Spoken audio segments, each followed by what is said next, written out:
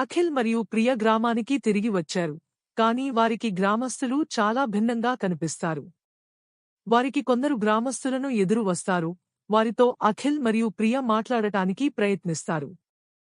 కాని వారికి గ్రామస్తుల మాటల్లో ఎన్నో అబద్ధాలు ఉన్నాయి అని అనిపిస్తుంది. ఇంకా గ్రామస్తులు మరింత భయంకరమైన రహస్యాన్ని దాచిపెట్టినట్లు అనిపిస్తుంది.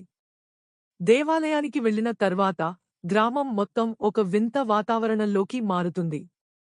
అఖిల్ మరియు ప్రియకు గ్రామస్తుల మాటలు మాత్రమే కాదు, వింత శబ్దాలు వినిపించడం మొదలు అవుతాయి. ఆ పొగమంచు ఎందుకు వస్తుందో తెలుసుకోవడానికి మిగతా గ్రామస్తులని ప్రశ్నిస్తారు. ఒక వృద్ధుడు చెబుతారు, పొగమంచు ప్రతి రాత్రి ఒక మనిషిని తినేస్తుందని. అందుకే రాహుల్ మరియు స్వాతి మాయమయ్యారని అతను చెబుతారు.